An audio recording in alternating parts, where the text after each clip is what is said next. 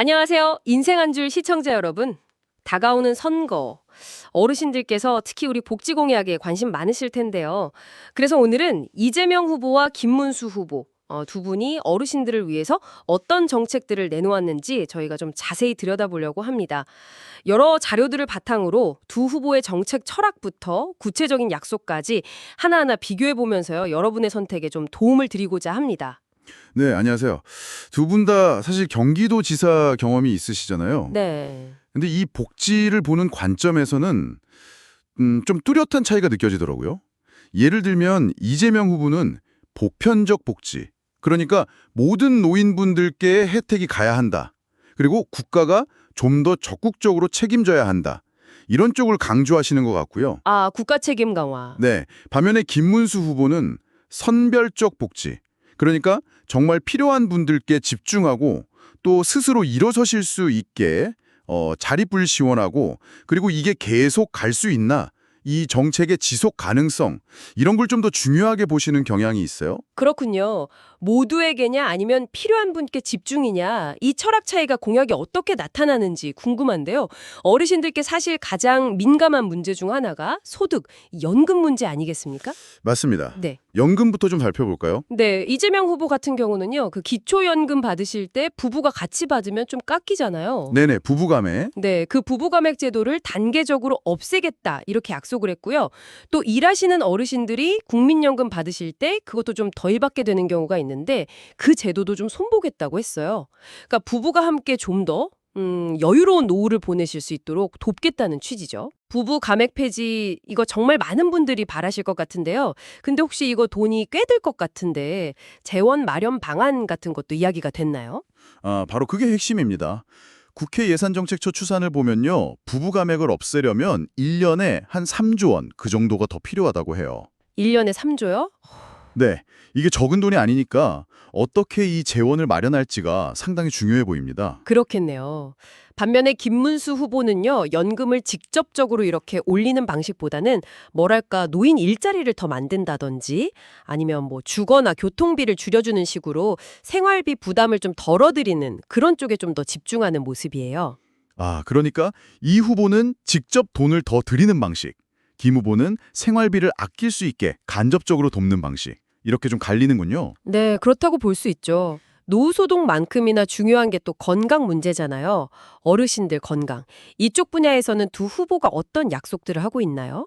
이재명 후보는 그 임플란트, 치아 임플란트요. 이거 건강보험 적용 기준 나이를 낮추고 또 지원 개수도 늘리겠다. 이렇게 공약했어요. 그 설명이 재밌던데 쉽고 듣고 맛보는 삶을 보장하겠다. 아, 쉽고 듣고 맛보는 삶. 네, 정말 와닿네요. 네. 그리고 몸이 좀 불편하시거나 병원 가기 어려운 분들을 위해서 주치의제도 확대도 언급했고요. 어르신들께는 정말 필수적인 부분이죠. 김문수 후보는 어떻습니까? 김문수 후보는 요양병원 간병비요.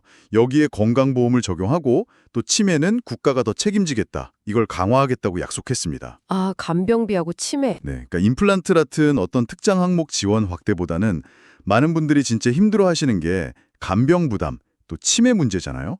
여기에 좀 더 집중하는 모습입니다. 그리고 대통령 직속으로 미래의료위원회라는 걸 만들어서 지금 의료 시스템을 한번 다 뜯어보겠다 이런 공약도 내놨어요. 치매 국가 책임 강화. 구체적으로 어떤 내용일지 좀 더 궁금해지네요.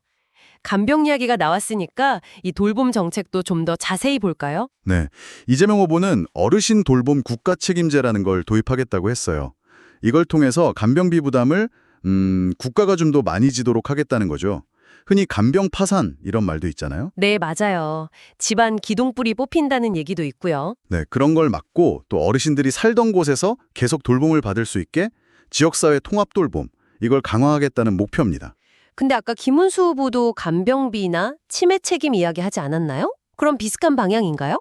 국가 책임이라는 큰 틀은 비슷해 보이는데요. 구체적인 방법에서는 좀 차이가 있어요. 김은수 후보는 요양병원 간병비 건보 적용하고 치매 책임 강화, 이거 외에도 집에서 받는 돌봄 서비스 있잖아요.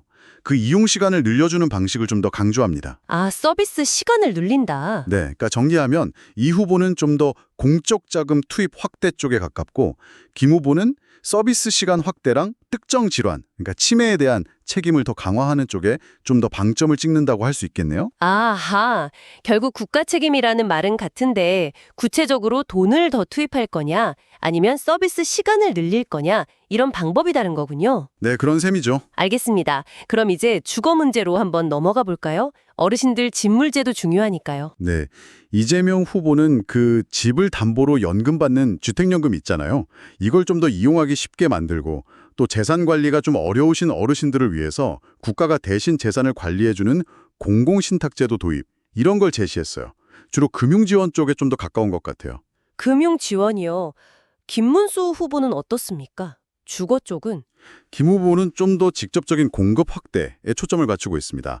새로 짓는 공공주택의 25%, 그러니까 4채 중 1채는 어르신들께 우선적으로 드리고요. 와, 25%면 꽤 많은데요. 네, 그렇죠. 그리고 그 주택에는 기초적인 의료 서비스나 돌봄 시설, 식당 같은 편의 시설을 의무적으로 설치하도록 하겠다고 해요. 아예 어르신 맞춤형 주거 단지를 만들겠다는 그런 구상인 거죠. 어르신 맞춤형 단지라 듣기에는 참 편리할 것 같은데 이게 또 공급이 계획대로 잘 될 수 있을지 그게 관건이겠네요. 맞습니다. 계획만큼 공급이 이루어져야 실효성이 있겠죠. 자, 다음은 교통 쪽으로 한번 볼까요? 어르신들 외출하실 때 중요하니까요. 교통 쪽은 좀 차이가 명확한데요. 이재명 후보 쪽 자료에서는 노인교통복지에 대해서 특별히 크게 강조된 공약은 잘 안 보였어요. 아, 그래요? 네. 반면에 김문수 후보는 65세 이상 어르신들께 버스 요금을 무료를 하겠다는 공약을 내걸었습니다. 버스 요금 무료요? 전부 다요? 아, 그건 아니고요. 출퇴근 시간, 그러니까 오전 9시부터 오후 5시까지는 제외하고 그 외의 시간에는 버스를 무료로 이용할 수 있게 하겠다는 겁니다. 기존의 지하철 무임승차는 그대로 유지하고요. 아, 출퇴근 시간 제외하고 그래도 버스는 정말 매일 이용하시는 분들이 워낙 많으니까 이거는 정말 체감이 확 될 수 있는 공약이겠네요. 네, 그렇죠. 김 후보 측에서는 평생 헌신하신 어르신들께 드리는 최소한의 복지다, 뭐 이런 점을 강조하고 있습니다. 그리고 장애인을 위한 디지털 통합 교통패스 도입, 이것도 같이 약속했고요. 네, 알겠습니다. 자, 이제 마지막으로 노인 일자리 그리고 여가 활동이나 복지시설 관련된 공약들을 좀 비교해 볼까요? 네, 이재명 후보는 그 학교 앞에서 아이들 등하굣길 안전 지켜주시는 안전통학 지킴이 같은 거 있잖아요. 네네, 많이 뵙죠. 이런 공공형 노인 일자리를 더 늘리고 또 어르신들만 이용할 수 있는 전용 체육시설도 확충하겠다고 했어요. 그리고 경로당에서 점심 식사, 이거 주 5일 지원하는 걸 포함해서 노인 여가복지시설 지원을 강화하고요. 또 하나는 이제 스마트폰이나 컴퓨터 같은 거 잘 못 다루시는 분들을 위해서 디지털 격차 해소 교육도 확대하겠다고 약속했습니다. 일자리, 건강, 여가, 정보 격차까지 좀 다방면으로 챙기는 모습이네요. 네, 그렇죠. 좀 포괄적인 접근인 것 같아요. 진문수 후보는 일자리 쪽은 어떤가요? 김문수 후보는 경기도 지사 시절 경험을 좀 강조하는데요. 그때 이제 어르신이 다른 어르신을 돌보는 노노케어 사업이나 공공시설 환경정비 같은 좀 다양한 노인 일자리 사업을 추진했었거든요. 특히 좀 형편이 어려우신 취약계층 어르신들을 위한 일자리 만들기에 좀 더 힘썼다는 점을 내세우고 있습니다. 아, 도지사 때 경험을 살리겠다? 네, 맞습니다.